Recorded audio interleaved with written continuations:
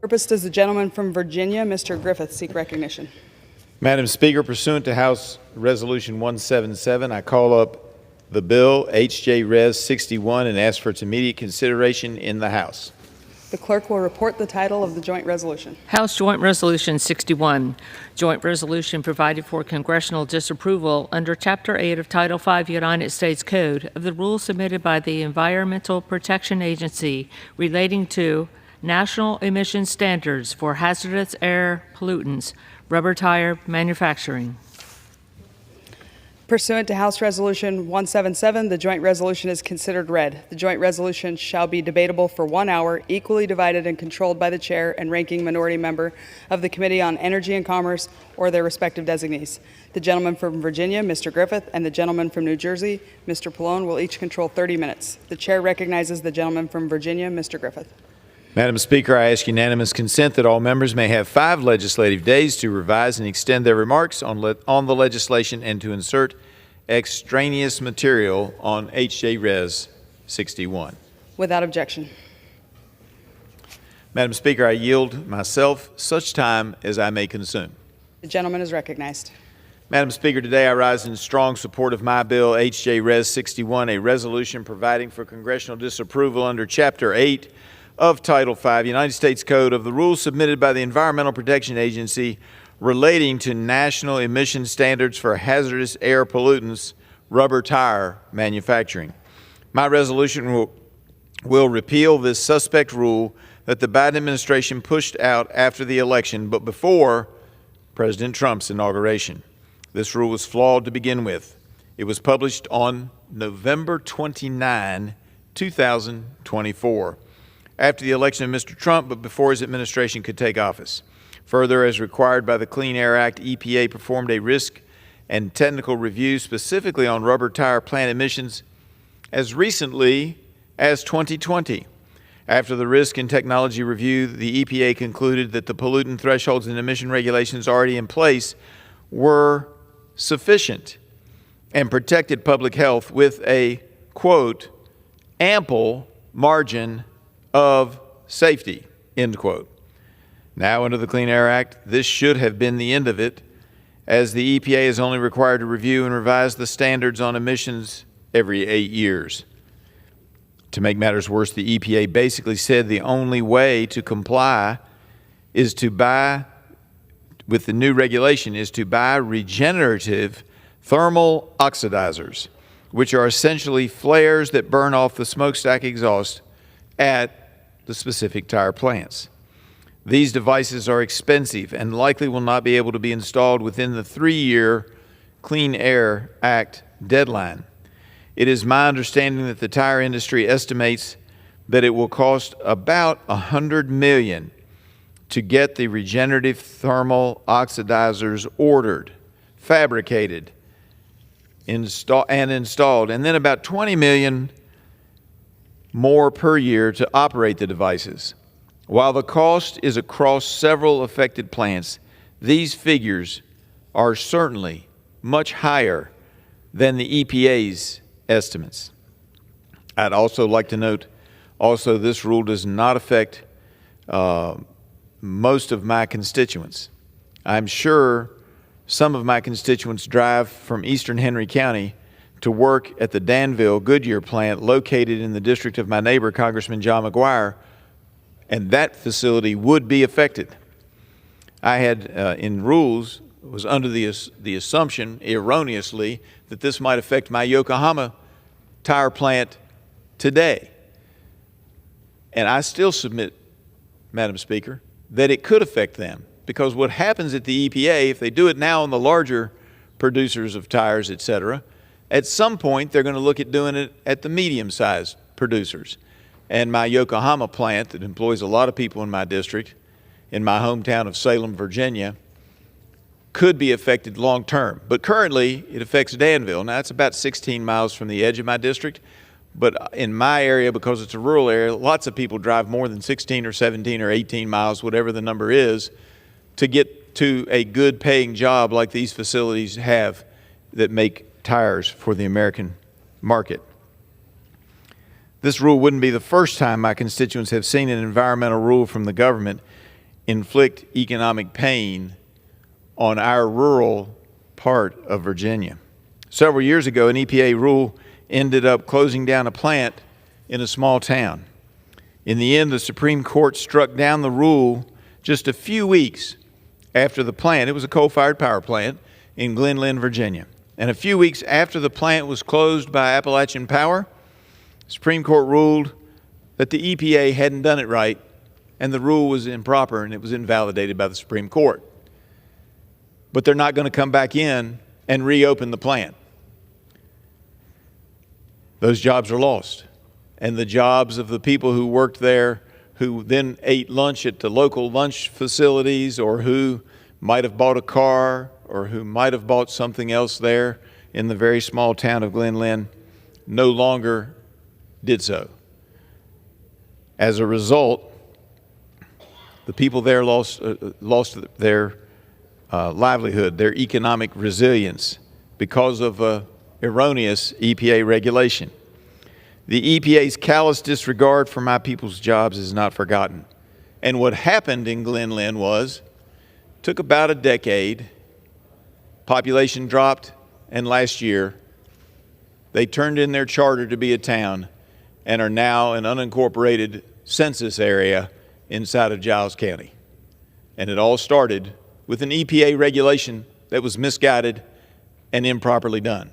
I submit, Madam Chair, Madam Speaker, that this regulation is probably not properly done, but that's for the courts to decide. We can fix it, though, here in Congress with this Congressional Review Act. Some on the other side may say, well, if we repeal this regulation, we're letting tire manufacturers get away with unchecked pollution. Madam Speaker, I say, not so. Not so. EPA's national emission standards for hazardous air pollutants would still exist. All major sources would still have to abide by their Clean Air Act, Title V permits, and various other federal and local controls and regulations. Regardless if Congress were to pass this joint resolution, rubber tire manufacturers will still be subjected to pollution regulations, and the EPA can always come back with an updated hazardous air pollutant standard if they can ever get actual data indicating specific and significant pollution. They don't have that now. I would urge all members to join me in voting in favor of HJ Res 61 because it is important for people's jobs and for the principle that let's not just do willy-nilly regulations at the end of an administration in order to pursue something that does not have verifiable data indicating specific and significant pollution. With that, Madam Chair, I reserve the remainder of my time. The gentleman from Virginia reserves. The gentleman from New Jersey is recognized. Thank you, Madam Speaker, and I want to say it's good to see the gentlewoman from Utah in the chair. I yield myself such time as I may consume. I rise in strong opposition to HJ Res 6, another attempt by House Republicans to ensure workers and communities continue to breathe toxic air pollution. This harmful Republican resolution puts the profits of billionaire corporate polluters over the health and welfare of the American people, and it makes a mockery of Republican promises to make America healthy again.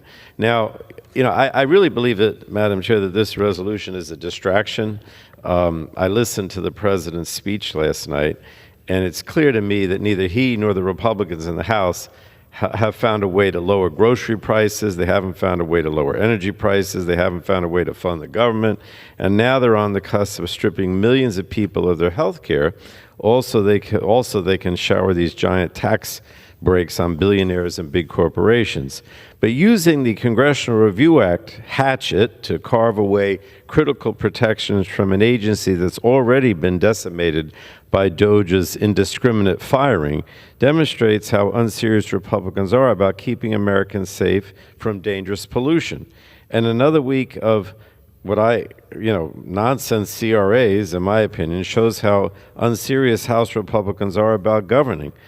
under the Clean Air Act, and I want to directly address what the gentleman said, under the Clean Air Act, the Environmental Protection Agency is required to reduce hazardous air pollutants from large industrial sources like rubber tire manufacturers to protect Americans across the country from harm. So they have to do this. They're obligated in the EPA to look at the things that might be hazardous under the Clean Air Act. And, to be clear, hazardous air pollutants are air toxics that are known or suspected to cause cancer and other serious health impacts like heart attacks, worsened asthma, reproductive and birth defects, as well as severe impacts on the environment. An EPA is obligated under the law to set pollution limits based on what is already being achieved at similar facilities using readily available technologies. So basically, under the Clean Air Act, EPA has to say what's harming the public, and is there a technology out there in this industry that's innovative and does not achieve that level of harm. So the bottom line is there are industries that are already retrofitting and meeting these standards. Otherwise, the EPA couldn't establish the standards. So it goes back to what I've had this discussion before with my colleague. There are good actors and there are bad actors. Good actors want innovation, want to retrofit their manufacturing companies to do the right thing and cause less pollution. And then, by repealing this, all the Republicans doing is basically helping the bad actors. In this case, mostly foreign manufacturers or foreign-based companies that just want to save money by not, eliminating this harm. So, I don't want to get into the specifics of what the rubber tire manufacturing rule addresses, but it is cost effective, it protects public health, it ensures the industry stays competitive, and it's long overdue. In fact, a court ruling required the EPA to finalize this rule to close the loophole that allowed rubber processing facilities to spew unlimited hazardous air pollution. Well, when fully implemented, the rule will cut these harmful emissions by 171 tons per year. That includes over 100 tons of toxic organic chemicals and over 60 tons of particulate matter that will be removed from the air of the workers and communities near the impacted facilities. But HRES 61 would throw all of these benefits away. This resolution would hamstring EPA's ability to fulfill its obligation to protect the health and welfare of Americans from air pollution. And unfortunately, for everyone with lungs, Republicans can't leave common sense environmental protections in place. As the House Republicans move to strip health care from millions of Americans to fund tax breaks for billionaires and big corporations, they also want to make people sicker by rolling back regulations meant to keep people from cancer-causing air pollutions. I mean, it's outrageous. I don't know what else to say. Contrary to what my colleagues on the other side claim, EPA's rule was developed in close consultation with industry, using industry data. It also proposes emission reductions technology that the best performers in the industry are already using. Overall, it's estimated to cost less than a fraction of 1% of companies' annual revenue, and facilities have years to comply. So this should be a no-brainer, a win-win scenario of reducing cancer-causing emissions and promoting innovative technologies to modernize industry and provide regulatory certainty. So I really don't understand why House Republicans are so fixated on trying to repeal and block the work of the EPA. But, Madam Speaker, for the health of workers and the surrounding communities, and for the sake of clean air, I urge all of my colleagues to vote no on this resolution that puts the whims of billionaires and corporate polluters before the American people, and I reserve the balance of my time. The gentleman from New Jersey reserves. The gentleman from Virginia is recognized. Madam Speaker, let me assure you that those of us on this side of the aisle have no desire to make people sick. And the number one test in a community as to whether or not there's a likelihood of being sick or healthy is whether or not the people have a good, strong economy and have a job.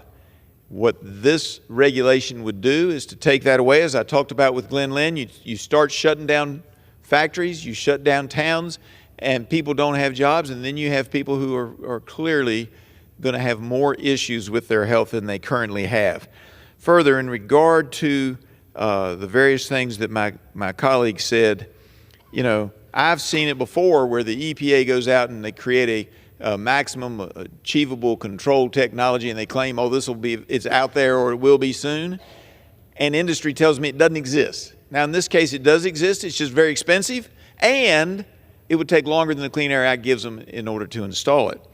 That said, they further, and this is where I think we should take care of it instead of letting the judiciary branch do all of our work for us or the executive branch. They used proxy data and used total hydrocarbons instead of looking at what the EPA is charged with doing, which is the actual hazardous air pollutant. They don't have that data. And when they last checked for that data, they said there was an ample margin of safety.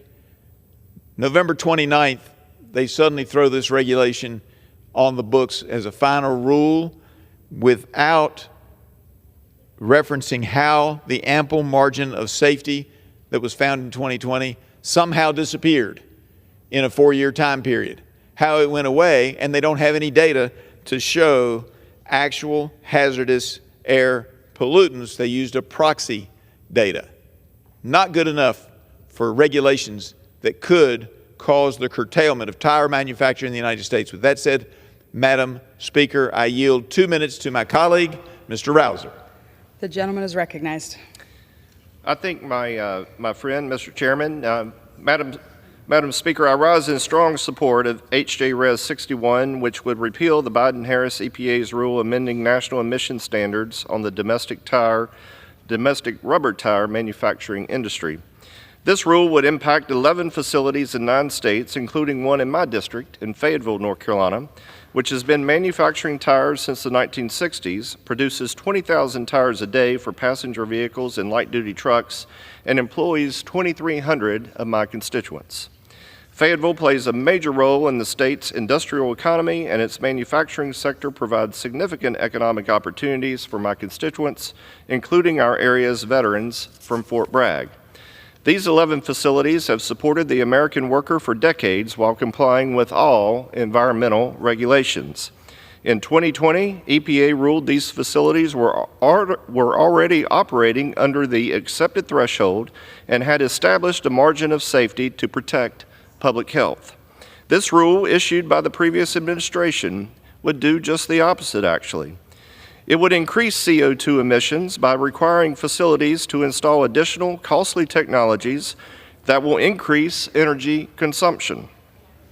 Beyond that economic harm, the rule would prove costly to manufacturers, affecting workers' wages and the expansion of the domestic tire manufacturing industry. The per-company cost to comply with this rule would be 4 times what EPA has suggested, $100 million in capital cost and $20 million in other annual cost. So, Madam Speaker, this regulation must be rescinded. We must reinstate common sense. Rubber tire manufacturing facilities have complied with the existing standards, and keeping this rule in place would bring economic harm and no benefit, again, no benefit for anyone, including my constituents. I urge my colleagues to join me in supporting this resolution. I yield back.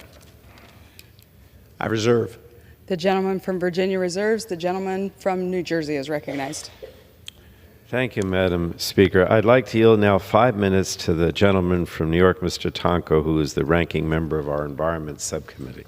The gentleman is recognized. Thank you, Madam Speaker, and I thank the gentleman from New Jersey for yielding. I rise in strong opposition to this resolution. I'm honestly having a hard time understanding why we are considering this resolution today. In the first 9 weeks of 2025, the House majority has made no progress on funding the government for the remainder of the fiscal year. And they have made no attempt to hold the Trump administration accountable for its actions, whether it's ignoring court orders to stop withholding congressionally directed funding, or dismissing hardworking federal employees, or upending our closest trade and national security partnerships. But instead, today, we are taking time on the House floor to consider a minor rule that EPA was legally obligated to develop. The rule in question, to limit hazardous air pollutants from rubber tire manufacturers, was finalized in November of last year. And at no time, as far as I can remember, Did the Energy and Commerce Committee conduct any oversight of that rule's development during the years EPA took to collect data and then propose and finalize the rule? It was certainly never the subject of a hearing, and why would it be? This rule only affects 12 facilities across our country and does not even meet the Congressional Review Act's definition of economically significant. And so, hazardous air pollutant emission limits have existed for most parts of rubber tire manufacturing since the year 2002. But a 2020 court ruling required EPA to address all unregulated hazardous air pollutant emissions from a major source category. So when EPA carried out a required technology review, it was obligated to propose limits for the unregulated rubber processing subcategory of rubber tire manufacturing. Now, I understand this is getting into the weeds of the Clean Air Act, so let me be as clear as possible for our members.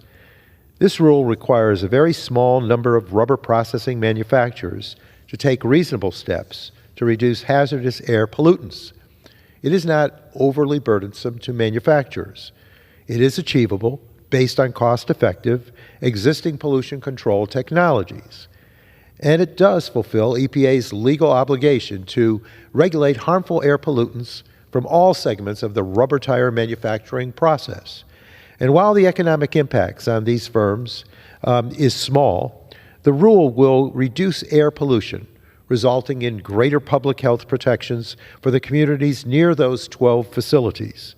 This resolution is just the latest on a long and growing list of legislation to give a free pass to polluters. And so with that, I urge members to oppose it, and I yield back, Mr. Speaker. The gentleman from New Jersey reserves. The gentleman from Virginia is recognized. Thank you, Mr. Speaker. Obviously, when in 2020 the EPA found there was an ample margin of safety, there was no reason for the Energy and Commerce Oversight Committee, which at the time I chaired, to do an oversight hearing on something that appeared to be a matter which on its face would not require new regulation. The EPA, of course, does things that sometimes are perplexing to many of us. I would submit as well that one would have anticipated they would have used an actual, as they are supposed to, an actual hazardous air pollutant study or standard. Instead, they used a proxy study of total hydrocarbons. With that said, Mr. Speaker, I yield as much time as he may consume. My friend from Mississippi, Mr. Kelly.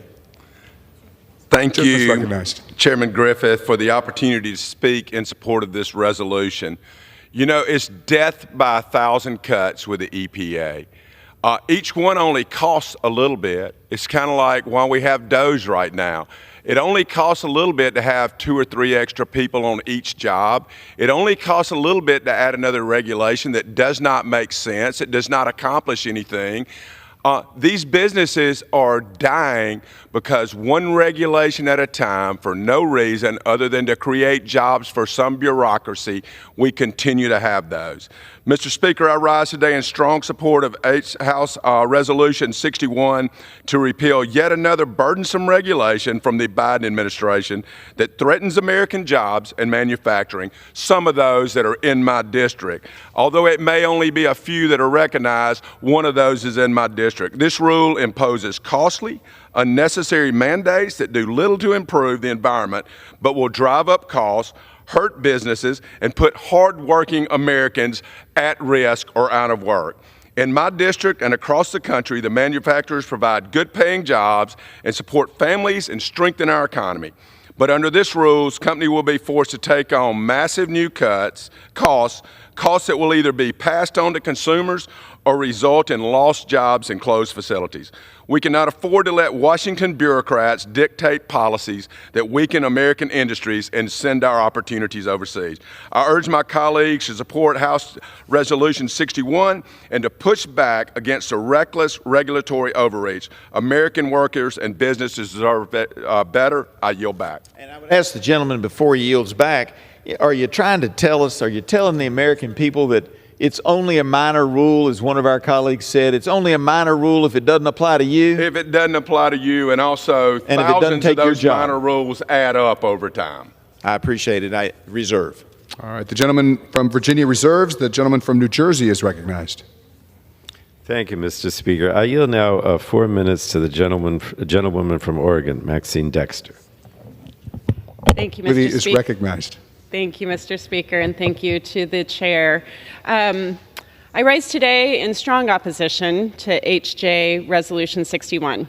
As the government hurtles toward a shutdown and millions of Oregonians fear being stripped of their health care, House Republicans are wasting time on ridiculous resolutions that do nothing to lower costs for working families and instead threaten our public health. Before coming to Congress, I spent over 2 decades as a pulmonary and critical care physician. Every day, I saw firsthand how climate change impacts people and how poor air quality leads to people's morbidity and, yes, mortality. It's undeniable. The air we breathe is making us sick, and we cannot afford to ignore this any longer. As Democrats fight tooth and nail to protect public health and center our families, Republicans are pushing harmful resolutions that threaten the well-being of our constituents and the future of our planet. If it weren't so cruel, it would be laughable. HJ Resolution 61, the one before us today, would cripple the EPA's ability to protect our communities from hazardous air pollutants, the worst cancer-causing air toxins, at a time when Republicans are also on the cusp of taking away health care from millions of Americans. This resolution is part of a larger, more dangerous trend to gut our public health agencies, silence our scientists, and roll back critical environmental protections. It proves just how out of touch they are with the American people. To the Oregonians watching, my message is simple. I will stand on this floor time and again to raise your voices and make sure you are heard. Because as a doctor, when my patient's health is threatened, I do what it takes to protect them. Clean air is not a luxury, it is a right, and I will not stop fighting for it. I encourage my colleagues to vote no on this reckless and irresponsible policy. Thank you, Mr. Chair. I yield back. The gentleman from New Jersey reserves. The gentleman from Virginia is recognized. I recognize the gentleman from Texas, Mr. Crenshaw, for 3 minutes. The gentleman is recognized.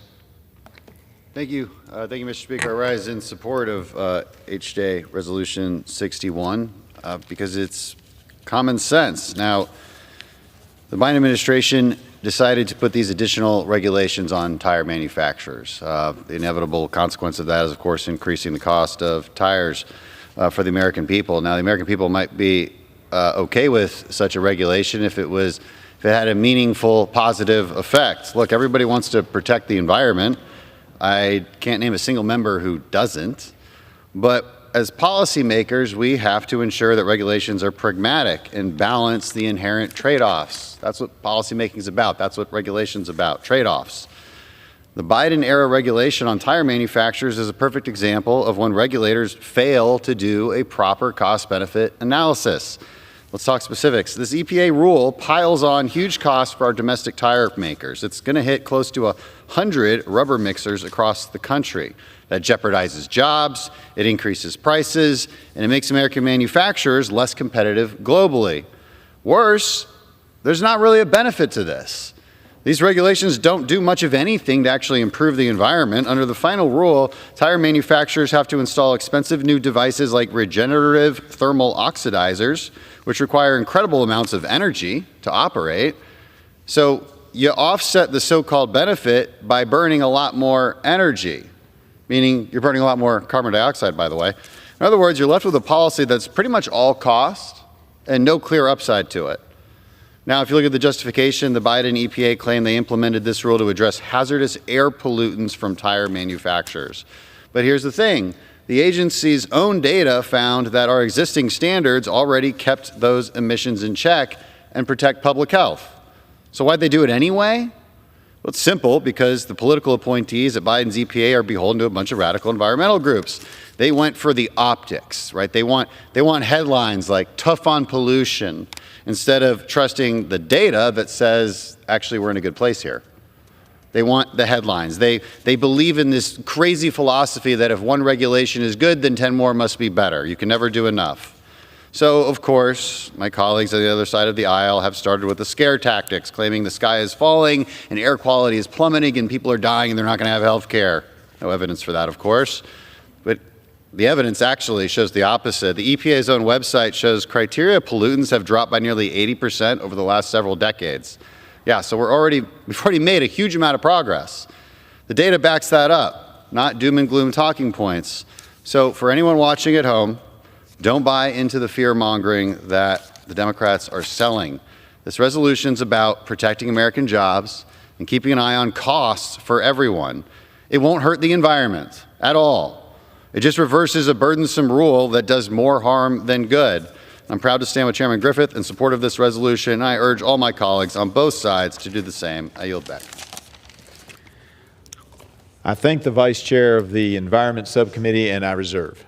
All right, the gentleman from Virginia reserves. The gentleman from New Jersey is recognized. Thank you, Mr. Speaker. I yield 4 minutes now to the gentlewoman from Ohio, Ms. Amelia Sykes. The gentlewoman is recognized.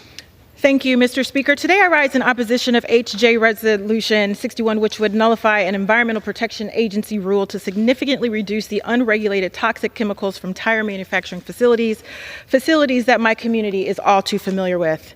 In 1839, Charles Goodyear invented vulcanized rubber, revolutionizing the way that the world travels. And decades later, the Goodyear Tire and Rubber Company was founded and headquartered in Akron, Ohio, my hometown in Ohio's 13th Congressional District.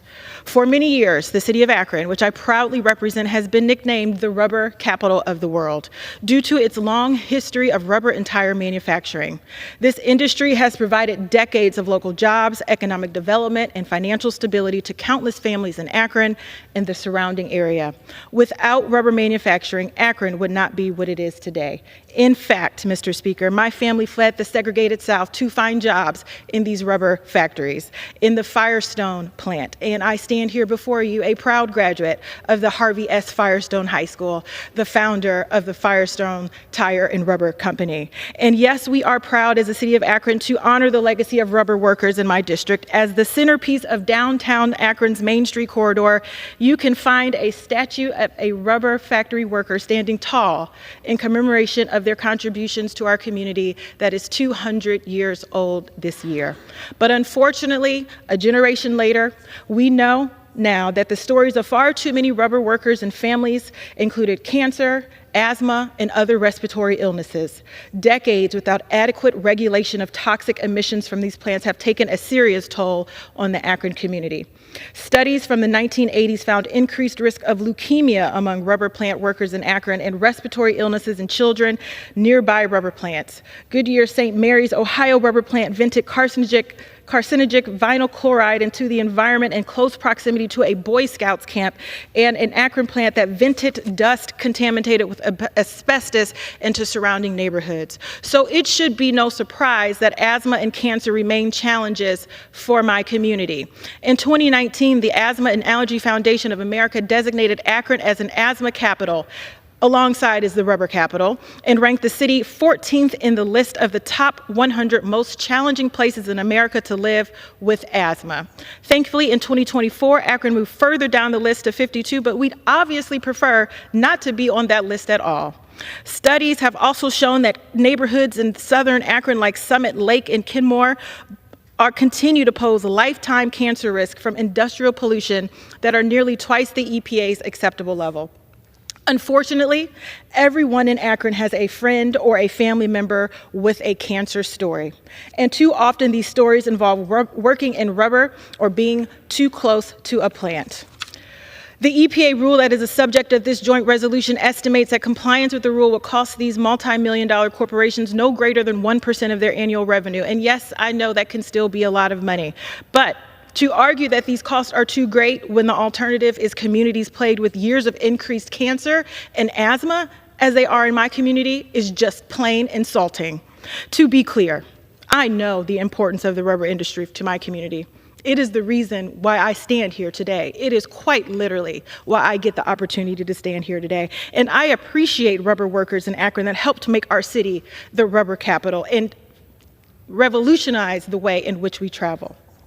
And we also built the best middle class that this country has ever seen. But we cannot repeat history and continue to expose our communities and our rubber workers to these toxic chemicals. This resolution poses a danger to the public health of our communities across the country.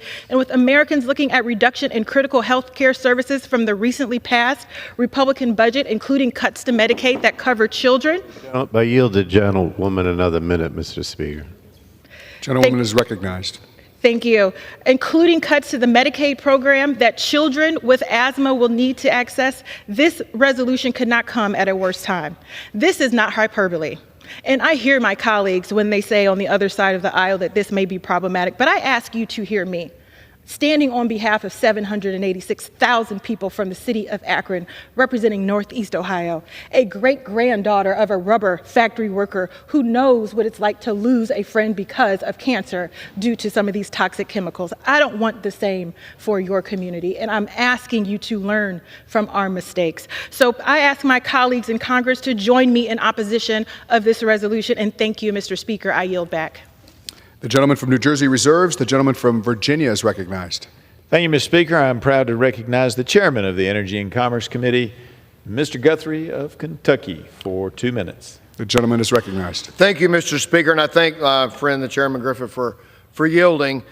This rule is an example of unsubstantiated bureaucratic overreach that does not have any added impact to public health benefits and actually goes so far as to have a negative environmental impact.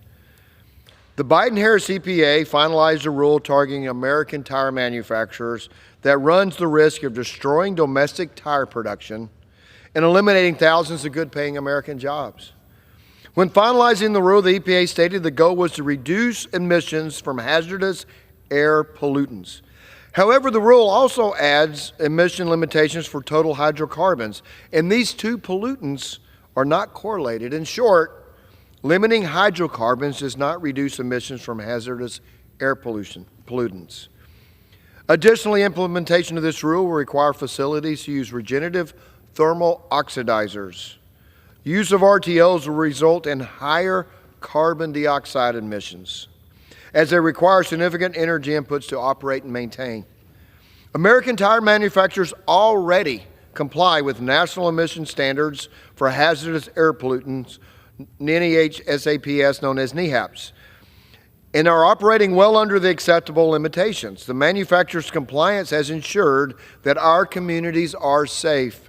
On the other hand, this rule all but ensures their demise.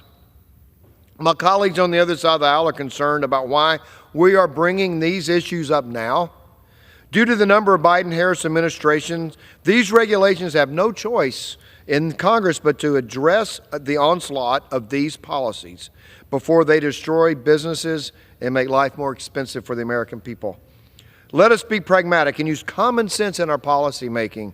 I urge my colleagues to join me in supporting H.J. Res. 6.1, and I yield back to my friend from Virginia. I reserve. The gentleman from Virginia reserves. The gentleman from New Jersey is recognized. Mr. Speaker, can I ask how much time there is on both sides, how much remains? New Jersey has 15 minutes remaining. Okay.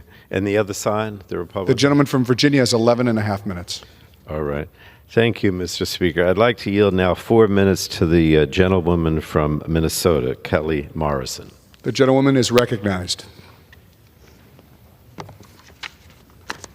Thank you, Mr. Speaker. Today I rise as a doctor for more than 20 years in opposition to House Joint Resolution 61, an egregious and completely unnecessary assault on our public health. This resolution put forward by congressional Republicans would rip away protections that keep Americans safe from some of the most dangerous and cancer-causing air toxins in the world, such as arsenic and lead. As an OBGYN, I'm extremely concerned because these toxins are known to cause reproductive harm and birth defects. Just last night in this chamber, President Trump claimed, quote, "Our goal is to get toxins out of our environment." President Trump also highlighted the concerning increase in rates of childhood cancer and claimed, quote, reversing this trend is one of the top priorities. And yet less than 24 hours later, the Republican majority is choosing to increase toxins in our environment, expose more Americans to some of the most dangerous pollutants, and likely increase the rates of cancer. And let's be clear, this cost-effective rule presents minimal cost to industry in order to protect public health. So what are we doing here? Why are we selling out the health of Americans? The consequences of this would be devastating to our children, moms and new babies, and families across the country, and it is completely preventable.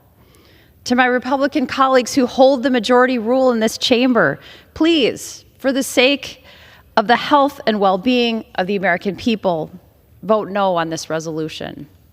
Thank you, Mr. Speaker. I yield. From New Jersey Reserves, the gentleman from Virginia is recognized. Mr. Speaker, I recognize none of us wants the world polluted, and gentlelady indicated that, somehow this was going to affect arsenic and lead. Now, I suppose in a theoretical world, perhaps it could. But there are other regulations on tire manufacturing that may deal with that, but that's not what this Congressional Review Act is about. It's about a regulation that was put into effect because instead of looking for things like arsenic and lead or actual hazardous air pollutants, the EPA used a proxy measurement and measured carbon dioxide. They didn't use a test to come up with this rule based on arsenic or lead. It was a proxy using carbon. Further, somebody said earlier, Mr. Speaker, that we were stripping away critical regulations. But I would say, Mr. Speaker, if it was so critical, why did the Biden administration wait until November 29th with less than 2 months left in their term? And if it was so critical, why did the EPA in 2020 find that there was an ample margin of safety in the regulations that already existed? This is not about stripping away all regulations on tire manufacturing. It's one specific, ill-advised, ill-timed, expensive regulation, and I reserve. The gentleman from Virginia Reserves, the gentleman from New Jersey is recognized. Gentleman is prepared to close. Gentleman is prepared to close. All right. The gentleman from New Jersey is recognized. Mr. Speaker, I'll yield myself such time as I may consume. Thank you. I can't stress enough that the EPA's rule, which the Republicans are trying to repeal, would remove 171 tons of hazardous air pollution per year, including some of the worst air toxics. This critical rule is first and foremost a public health rule, seeking to help both the workers and the communities surrounding these facilities. You heard a very impassioned speech by the gentlewoman from Ohio, from Akron, who talked about how, as much as in Akron they're depending on this industry and want it to thrive, they have suffered over the years, not only the people that work in the factory, but the people of Akron and the surrounding areas from hazardous air pollution, and that's why she is opposed to this, to the repeal of this rule that helps people breathe, essentially. And, again, this is not only something that the EPA is required to do under the Clean Air Act, which is to look at whether or not particular industries are causing health problems for the American public, but in addition to that, the EPA was compelled to regulate these specific air toxics by a 2020 court case that required the agency to close loopholes for unregulated hazardous air pollution that they're legally required, as I said, to manage under the Clean Air Act. Now, my colleagues suggested on the other side that somehow this is a Biden administration midnight rule. It was rushed the last minute. Well, the reality is that the EPA has been regulating process involved in tire manufacturing since 2002. That's over 20 years ago. But rubber processing, which is really what we're talking about here, the processing, had gotten a free pass for, as I said, for over 20 years. And this rule that the EPA promulgated seeks to ensure that the workers in communities like those in Akron near these facilities aren't put in harm's way any longer. So House Republicans, I think, are really minimizing these critical public health protections, decades in the making, by using the CRA to repeal this title and block the EPA from further action. Instead of funding our government, lowering prices, or finding ways to help everyday Americans, House Republicans are wasting Congress's time by rescinding a long-awaited rule that will reduce, as I said, 171 tons of harmful cancer-causing emissions a year. And while this rule was finalized in November, the 11 rubber processing facilities have 3 years to make the necessary technology upgrades. So any doomsday claims about the EPA rule simply ignore the very real experiences of people who've been forced to breathe toxic pollution coming into work or walking out of their front door for far too long. And for all these reasons, I urge my colleagues to oppose this resolution, and I reserve the balance of my time. I'm sorry, I yield back the balance of my time, Mr. Speaker. The gentleman from New Jersey yields. The gentleman from Virginia is recognized. Mr. Speaker, the EPA was under no obligation to do this regulation.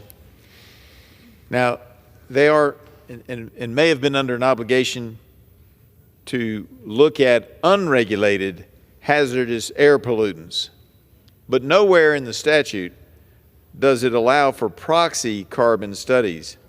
Hydrocarbons are not listed as a hazardous air pollutant, and the plain language, I repeat, does not authorize proxy or surrogate studies to say, well, we looked at it and there's a lot of carbon, so therefore we're going to make specific regulations that cost hundreds of millions of dollars and may or may not cost jobs.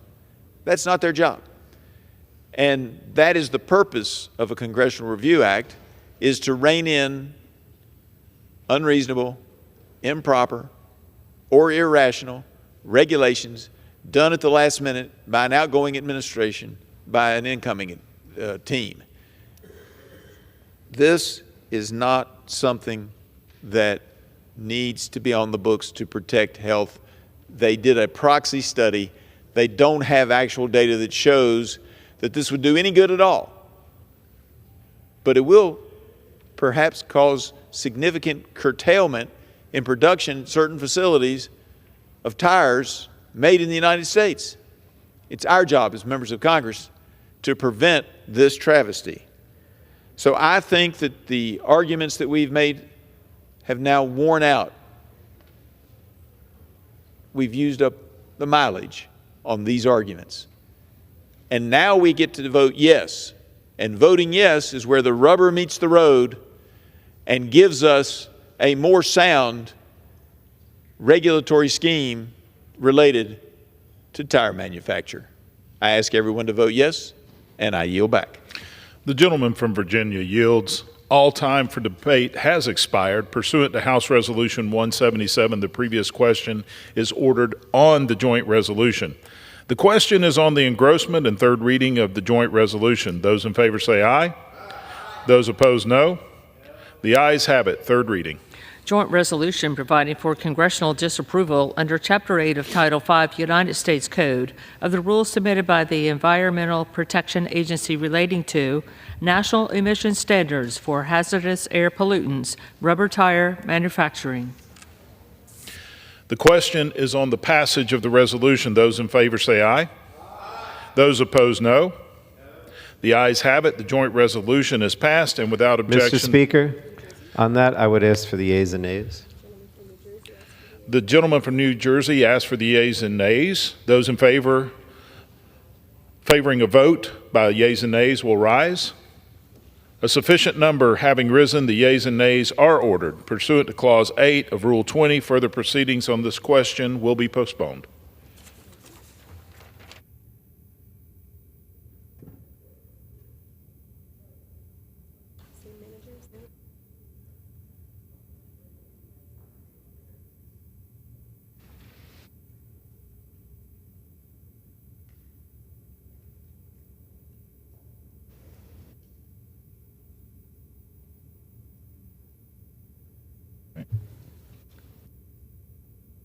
Purpose does the gentleman from Virginia, Mr. Griffith, seek recognition?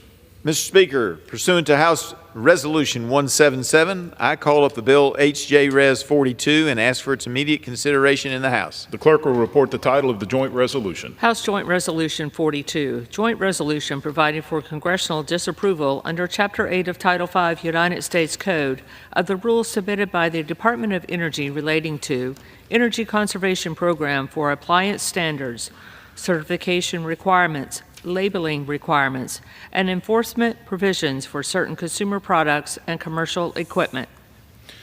Pursuant to House Resolution 177, the joint resolution is considered read. The joint resolution shall be debatable for 1 hour, equally divided and controlled by the chair and ranking minority members of the Committee on Energy and Commerce or their respective designees. The gentleman from Virginia, Mr. Griffith, and the gentleman from New Jersey, Mr. Bellone, will each control 30 minutes. The chair recognizes the gentleman from Virginia, Mr. Griffith.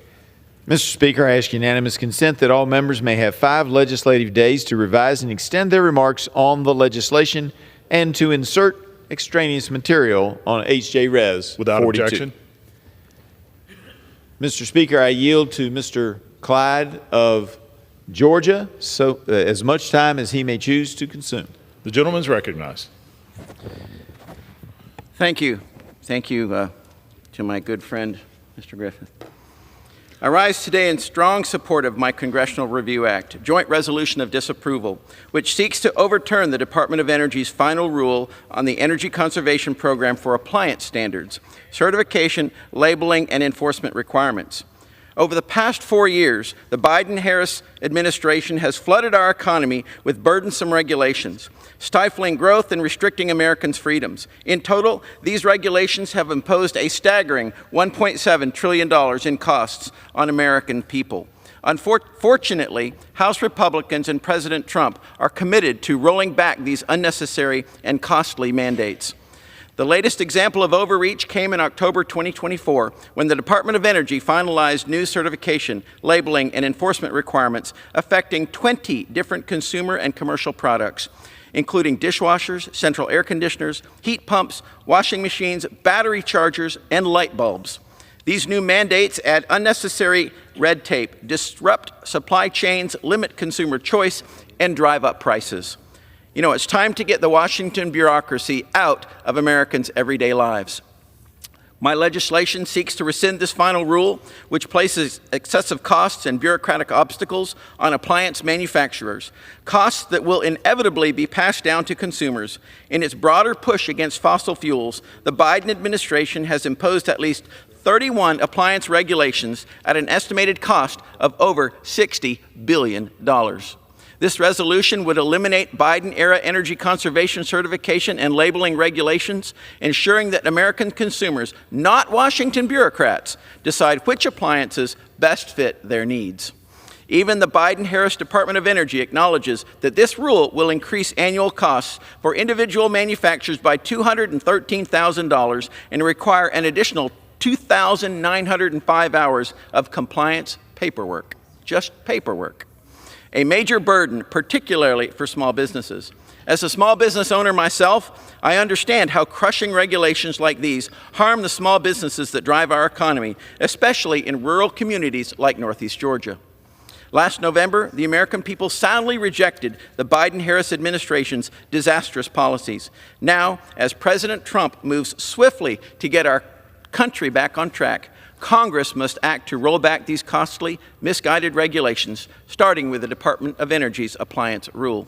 I thank Chairman Guthrie and I thank Chairman Griffin and House leadership for prioritizing this common sense legislation. I urge my colleagues to support its final passage to protect consumer choice, reduce costs, and eliminate unnecessary regulatory burdens. Thank you, and I yield back.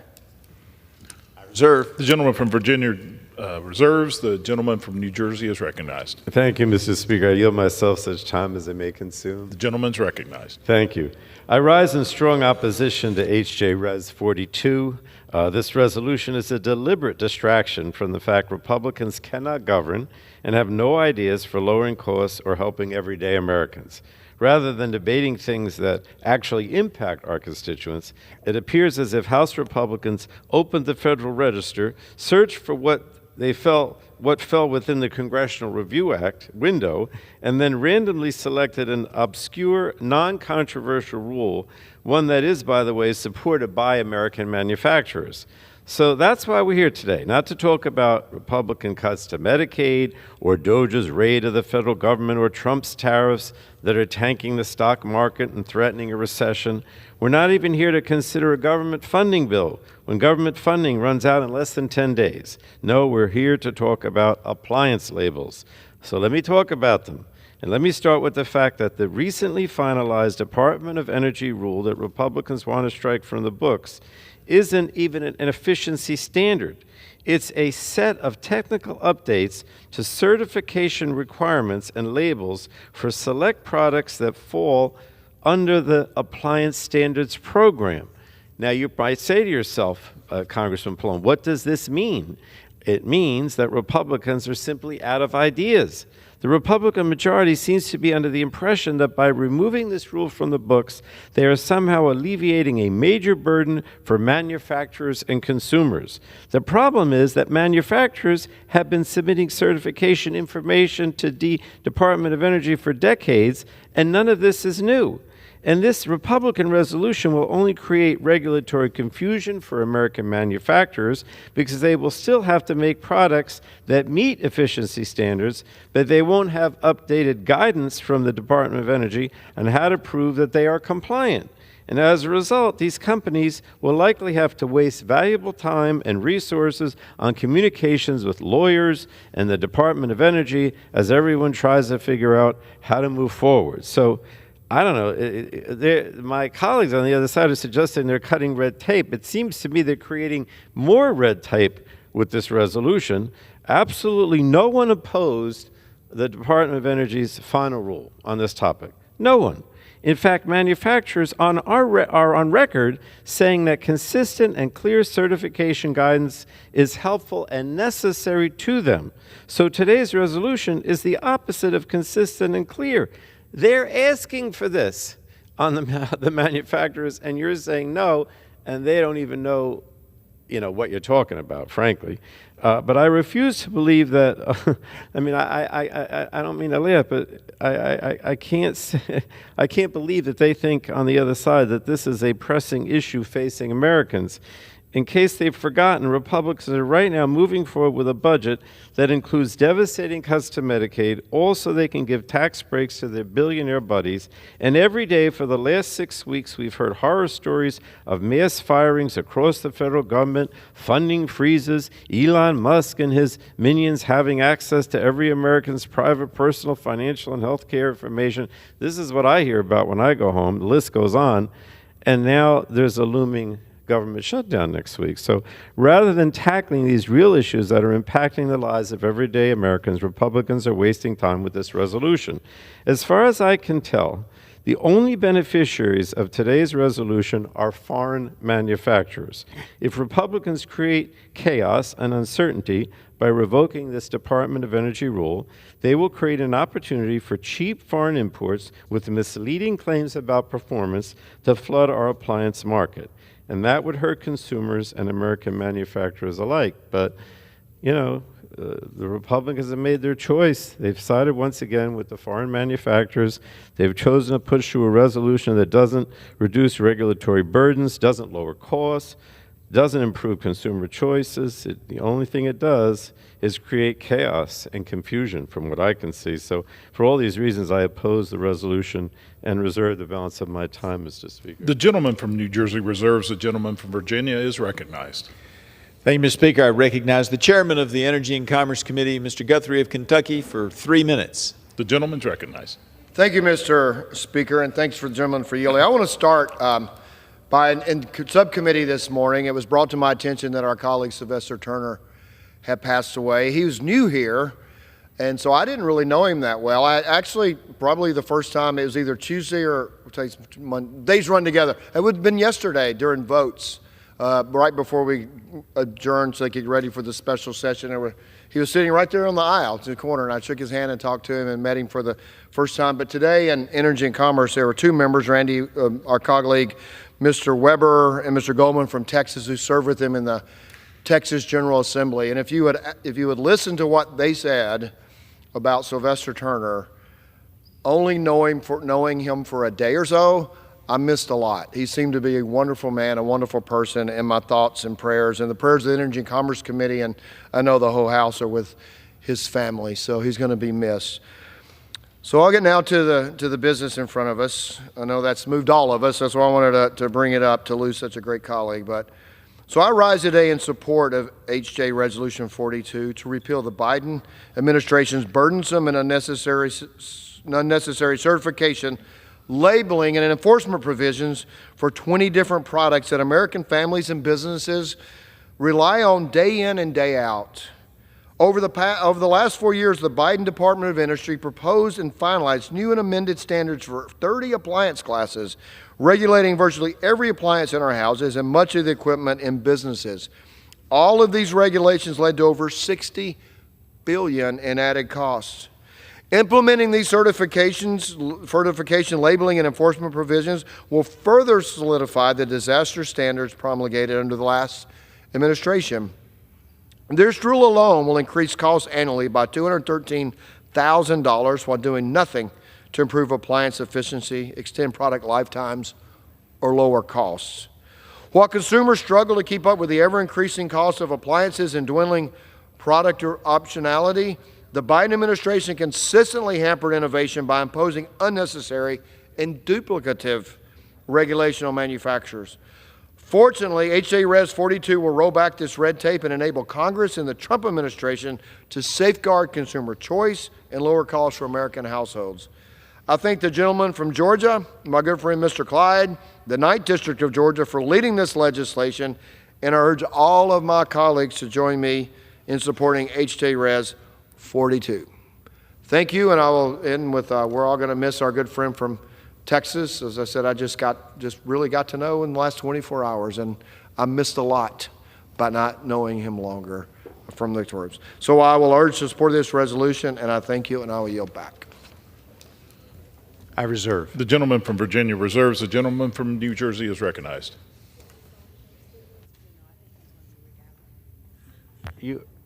Chairman Griffith, you have additional speakers?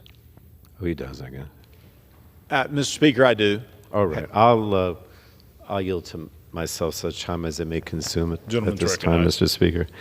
I just wanted to clarify some of the comments that we're hearing today from the other side. My colleagues across the aisle said at one point that it costs the Department of Energy about a little over $200,000 to implement this rule, and they've described what sounds like onerous associated paperwork and a big administrative burden. Now, understand that's $200,000 total across all manufacturers throughout the country. I mean, we're not talking about a huge amount of money here. And the thing is that the Department of Energy already has certification requirements for manufacturers, and this resolution doesn't remove those requirements. It just includes technical updates that bring those requirements up to date. And manufacturers, as I said before, have been submitting this information to the Department of Energy for decades. There's nothing new here. In fact, if this resolution passes, the Department of Energy and manufacturers will be left with a new administrative burden to navigate. They'll have to figure out how to use old testing requirements for new standards, even when technically these things don't go together. Manufacturers, who, as I said, support the rule, will have to work with their lawyers to figure out if they're compliant with standards, and will have to identify ways to prove they're compliant, and Department of Energy will have to wade through confused outreach from stakeholders. This is what happens if the resolution passes. The rule, is not a problem for any of the manufacturers, the underlying rule they're trying to repeal. And since the Department of Energy will be barred from issuing substantially similar rules, they won't be able to officially update these certification requirements ever again. I know this sounds very bureaucratic, but I don't know where they came up with this resolution, so I have to explain how they're creating more bureaucracy for the manufacturers who actually like the underlying rule they want to repeal. And in what world does removing clear and consistent guidance and creating regulatory uncertainty and reducing costs and administrative burdens a bad thing? It doesn't make any sense. Why are we creating a scenario where manufacturers must report outdated information and risk penalties of noncompliance? Now, if my colleagues across the aisle are worried about administrative burdens at the Department of Energy, perhaps they should speak up for the fired employees that Musk and President Trump have fired at the Department of Energy. Or maybe they should speak out against all the administrative confusion of turning funding on and off again. Freeze one day, thaw the next day, freeze again. I just think that this resolution is a distraction, Mr. Speaker. It doesn't accomplish what my colleagues across the aisle want to accomplish, and in fact, it creates so much confusion that it accomplishes exactly what we should be trying to avoid, and that's increased costs and delays. And again, I reserve the balance of my time. The gentleman from New Jersey reserves. The gentleman from Virginia is recognized. Mr. Speaker, I recognize the gentleman from Georgia, Mr. Allen, for such time as he may consume. Gentleman's recognized. I thank the gentleman for yielding. Thank you, Mr. Speaker, for yielding the time. I rise in support of H.J. Res. 42, which will roll back another burdensome Biden-Harris rule on the Department of Energy efficiency standards for appliances and equipment. Let's be clear. The people elected us to make the laws, and these agencies are making rules. I think Congress is entitled to speak on this issue. Alongside President Trump, House Republicans are on a mission to reclaim American energy dominance, and that means continuing to eliminate President Biden's burdensome energy regulations that have limited consumer choice. Again, we represent the people, and the people are telling us that these things have to stop. This final rule that will overturn today, imposes unnecessary and duplicative labeling, certifying, and reporting requirements for various appliances and commercial equipment. This is part of a broken system that needs major reforms, and the American people are done paying for it with higher costs for at-home appliances created by government bureaucrats. Under the Biden administration alone, the DOE implemented more than 30 appliance equipment efficiency rules at a cost of $60 billion, and many of which negatively impact consumers and manufacturers in my district. Amazingly, my colleagues on the other side of the aisle were stuck in their seats last night as President Trump spoke about unleashing American energy and lowering costs. Regardless, House Republicans will deliver. I thank Mr. Clyde for his leadership, and I urge a yes vote. And with that, I yield back. I reserve. The gentleman from Virginia reserves. The gentleman from New Jersey is recognized. Thank you, Mr. Speaker. I'll yield now such time as she may consume to the ranking member of our Energy Subcommittee, Ms. Castro of Florida. Gentlewoman's recognized. Thank you, Mr. Speaker, and thank you to the ranking member for yielding the time. I rise in opposition to H.J. Res. 42. This is the latest Republican bill to raise costs on American families. In fact, Republicans in Congress have failed to bring any bill over the past couple of months since this new Congress started to help reduce the cost of living for our neighbors back home. Meanwhile, the Trump administration's illegal shutdowns of grants, loans, and partnership funds to our local communities and nonprofits, the firing of public servants like inspectors general, like at the Department of Energy, whose job is to root out waste, fraud, and abuse, the firing of experts that oversee the nuclear enterprise and our nuclear weapons, the tariffs, which are in essence a tax, new taxes on American families and businesses.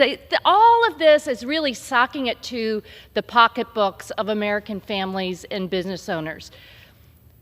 except for billionaires like Elon Musk, who stand to win big from the tax break for billionaires that Republicans are moving through the House.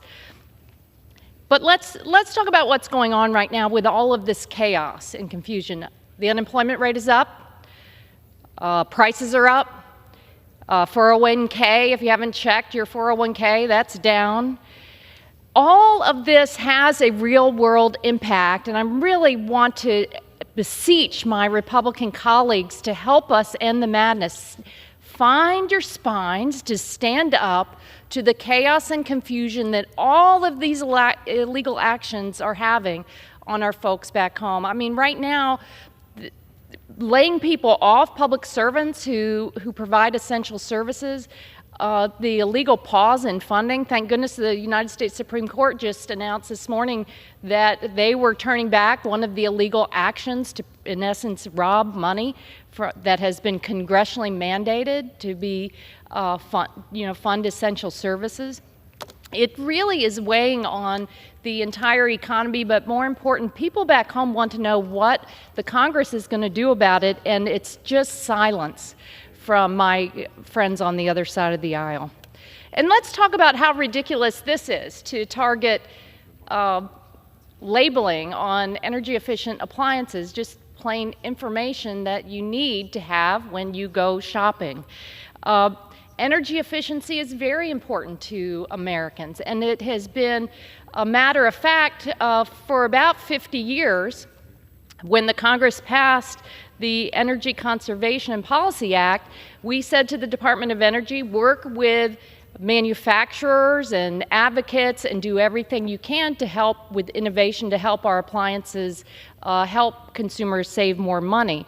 That's really smart policy. And then just one of the innocuous things that goes along with it is the labeling so that customers understand what they are buying. They need to know about how energy efficient an appliance is and be able to comparison shop when they buy a dishwasher or some other appliance. Republicans, I just don't understand why you want to keep families and businesses in the dark on this. It's a real head scratcher. Until you understand that polluters and big oil and gas companies have all too much influence here on Capitol Hill. Republicans keep sending these love letters to big oil and gas companies. In fact, it was on Valentine's Day, February 14th, when the Trump administration announced it would halt cost savings for consumers through energy efficient coolers and freezers and clothes washers and air conditioners. And this labeling fiasco, I just don't understand why you think it's important for families to have less information just when they're trying to figure out what appliance to buy. In contrast, the Democrats over the past few years have really been focused on lowering the cost of living and passed very significant cost savings for consumers. And I'm not talking about prescription drugs and the cap on insulin. I'm talking about energy efficient appliances, the home energy tax credits and rebates so that you can buy those energy efficient appliances. Right now, Floridians are waiting for about $350 million that has now been put on hold because of the illegal shutdown of a lot of the funds that are supposed to flow back home to the benefit of my neighbors. I know that Republicans and polluters don't like energy efficiency, but today's resolution does nothing even to get at energy efficiency. In fact, it just creates more confusion. They're just talking about the labels. It creates confusion for businesses. It's confusion for manufacturers. So many of them are grappling now with the twists and turns of new taxes through tariffs on their products. This is going to cost everyone money.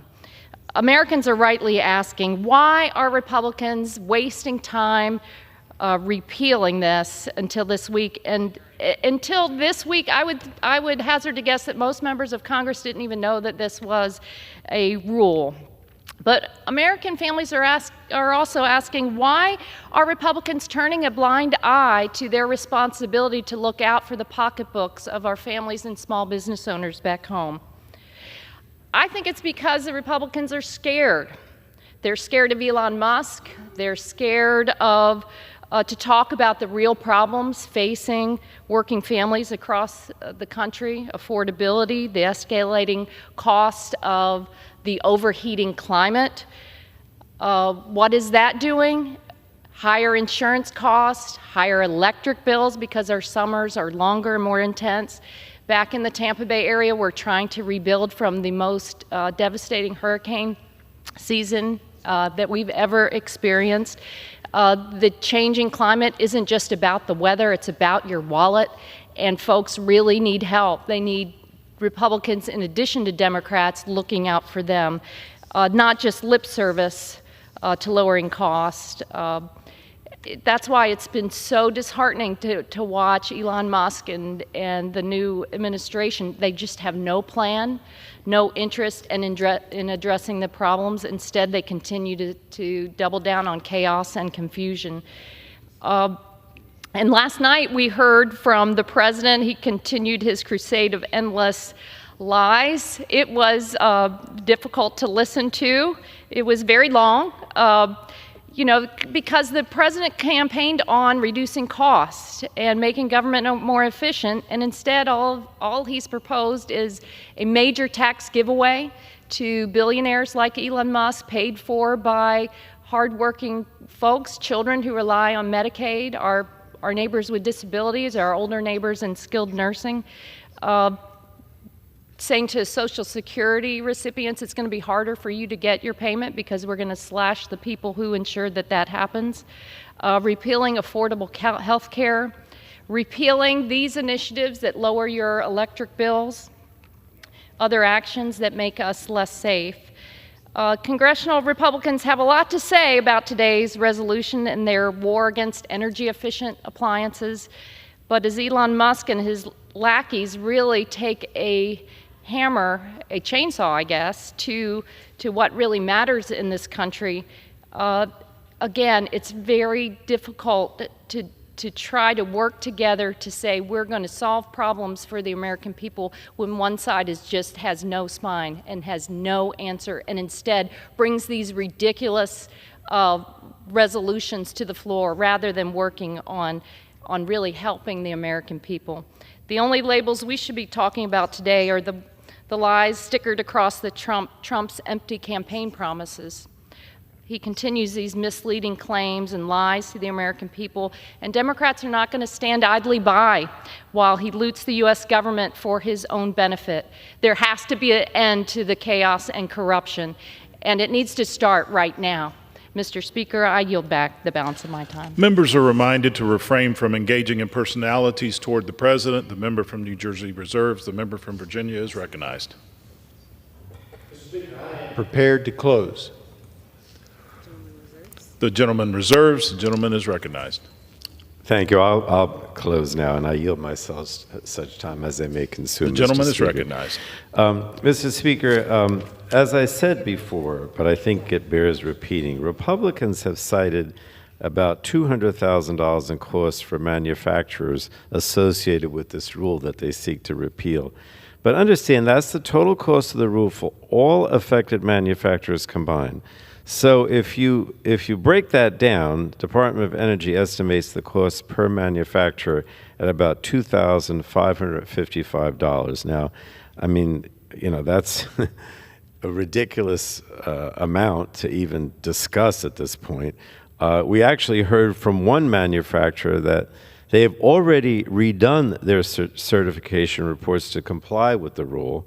So if this resolution is enacted, they'll have to redo their certifications to the old out-of-date rules, and that will cost them more money.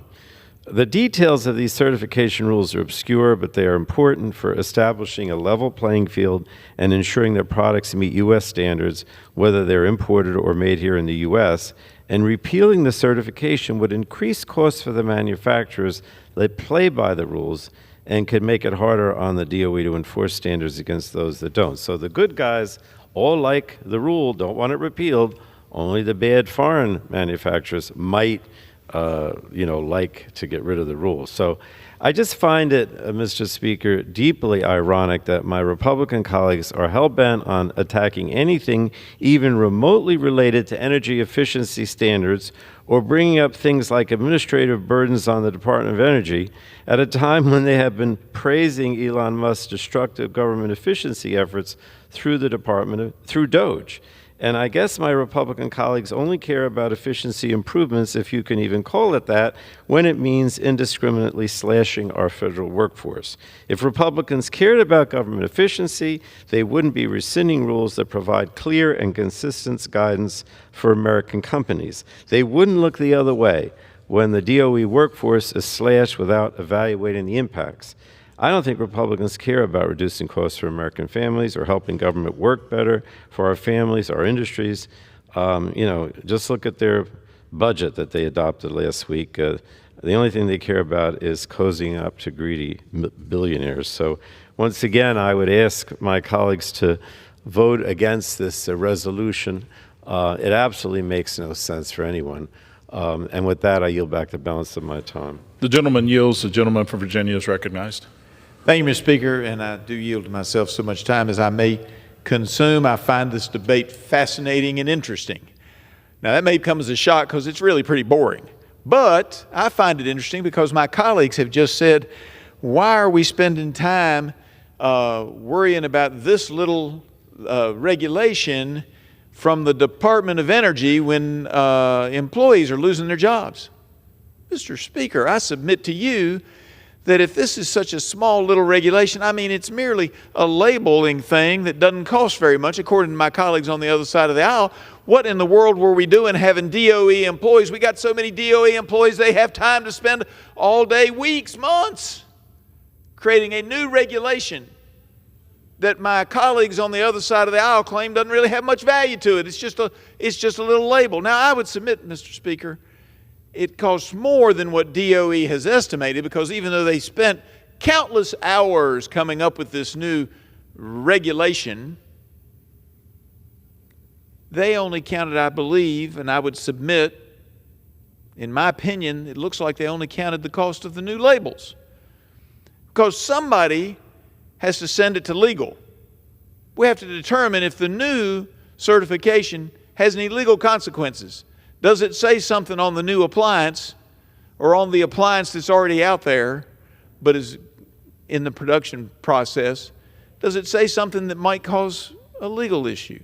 I would submit it costs our manufacturers not only the money to print the label, but an employee to come up with the new label before it goes to legal to be looked at. Somebody's got to pay those people. So while the cost of the labels might only be $200,000, the cost of each company, because this is broad, doesn't apply to one or two little items, it applies to all kinds of stuff.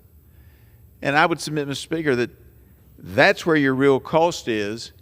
And instead of being concerned about coming up with some kind of a new certificate that has to have a new label, maybe we should have been doing that at the DOE. Maybe we should have been focusing on making small nuclear reactors available for communities, working on ways to provide a stronger electric grid. But no, we're going to well, my golly, we got to have the best labels in the world. That's what we need. I submit to you this regulation needs to go away, but my colleagues have told me that it's insignificant. So if they don't think it's significant, I think we should get rid of it, particularly when it is going to cost businesses. And it may not cost every business, maybe one manufacturer out of the dozens and dozens, maybe hundreds. I haven't done a study, Mr. Speaker. I'll just tell you, it has been interesting to listen to all of this discussion. Now, I will remind you that over the last 4 years, the Biden administration finalized more than 30 new or updated energy efficiency standards that ended up totaling over $60 billion in costs. This is just one of many cuts to our manufacturing base in the United States and our producers and across the world. The Biden administration was out to regulate or restrict nearly every appliance or piece of equipment relied upon by every single American household and business, and today the House will vote on House Joint Resolution 42 to repeal yet another Biden-Harris rule that only serves to increase red tape and cost to manufacturers. And you know what happens when the cost to manufacturers go up? The American consumer pays the price. In October 2024, the Department of Energy finalized new and amended certification, labeling, and enforcement provisions for about 20 different products, including dishwashers, central AC, heat pumps, and more. And I'm going to get to the end more in a minute. Today, an American homeowner spends about 34% more money on appliances than they did just 15 years ago. From 1995 to 2005, the average homeowner replaced their appliances about every 12 or 13 years. These days, families get new appliances about every 8 or 9 years. I mean, maybe it's because they're not as efficient as they used to be. I don't know. But I do know on one washer-dryer standard, according to the data, there was, and I believe this was DOE data, there was a 46-year payback on a device that would expected to be used by the homeowner 8 to 9 years. So we're going to make it more efficient, but by golly, it's going to cost you.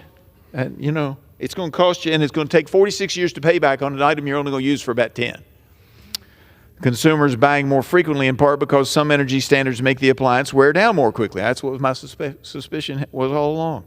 Consumers don't see the savings. These appliances just don't last as long because you've got to run your washing machine 3 times. Now, I will tell you, I had a constituent one time contact me, Mr. Speaker, and she said, Morgan, look at this picture. I take a hose from my backyard to fill up my washing machine because it doesn't, under the new guidelines, there's not enough water in there to actually get my clothes clean on one time. So I supplement with the backyard hose and add more water to my washing machine. Yeah, that's really, really good policy. I remember an old DOE energy standard from a few years ago, one of my constituents told me about, related to the washing machine, and I just told you all that story, and I think it's instructive. This final rule will only expand already broken efficiency standards, increase costs, and slow development of reliable, efficient products. A previous DOE standard for electric combination washer-dryer, DOE said in plain black and white in the federal regulations, payback period, 46 years. DOE itself estimates this final rule might only cost $213, but that's $213,000 we don't have to spend. And as I said, I don't think it's that cheap. I think by the time you get finished with the lawyers and everybody that's got to review it and all the time that's spent by your employees, it's a lot more than that in reality. DOE assumes manufacturers will incur this, but we know better than that. They'll send that on to the consumer, and it'll cost us more money. It also has a DOE expansion in data collection. For example, and one example of this data collection is you have to collect the data for dedicated purpose swimming pool pump motors. Historically, DOE only collected data demonstrating compliance with efficiency standards. However, in this final rule, DOE aims to expand reporting requirements to store data for potential future conservation standards. Now, if you're trying to run a pool, whether it be at your house or a commercial operation, I can assure you, Mr. Speaker, that's an additional cost. You're having to collect all this data, or if it's built into your machine, that's going to cost more data. And it's unnecessary. I mean, we're making everything more complicated. Now, Mr. Speaker, you'll be surprised to know that at one time in my life, I was a Virginia certified pool operator. And that's why I brought over this. I keep this on my desk. And when the baby pool pump, that would qualify as one of these dedicated purpose swimming pool pump motors, when it broke down, I found, and that would have been 1980, I found that when we had to get it replaced, this was the gadget that had worn out. And it reminded me that we were moving from brass, in this case, to plastic. And so I've kept it on my desk all these years. Who knew it would become important today? Because probably some kind of a label that should have been on here if we had today's standards in place. I don't know. All I do know is that when you're trying to get something replaced, particularly in a case of a swimming pool, when the pump breaks, it means you're going to have to shut your facility down. You're not looking at the label on the new pump motor. You're just getting it in there as fast as you can. You're driving over to the swimming pool, the pool supply place, or you're calling them up and saying, get over here now. That came out of the Hunting Hills Swimming club, country club, swimming pool, baby pool, where I was the manager that summer and was a certified pool operator to have that job. And now we're going to be collecting data on all of this stuff. You'd think we were TikTok in the way we're collecting data on swimming pool motors and other devices. This over-collection jeopardizes confidential business information and is inappropriate. Now, it might not have mattered to the swimming pools I worked for, but it complicates the matter and it's inappropriate use of a certification process. Additionally, many of the provisions in this final rule are also duplicative of existing reporting requirements by certain states, EPA, and Energy Star. This increased red tape will do nothing to lower appliance prices. It will do nothing to lengthen product lifetimes or to bring real energy savings to the American homeowner.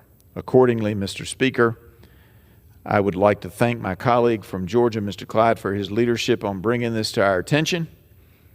And I urge all members to join me in voting in favor of H.J. Res. 42.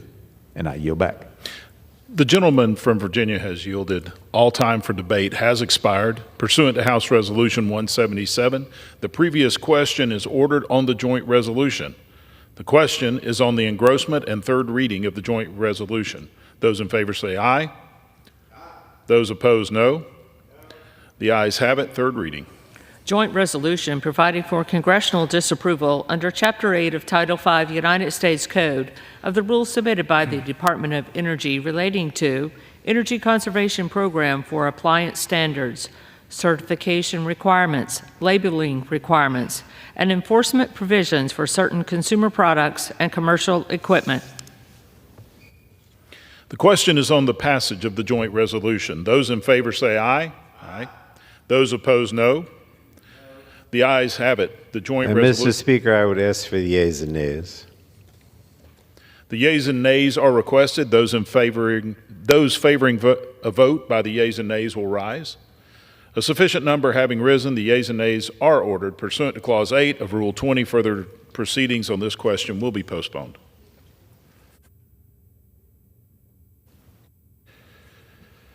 Pursuant to Clause 12A of Rule 1, the Chair declares the House in recess, subject to the call of the Chair.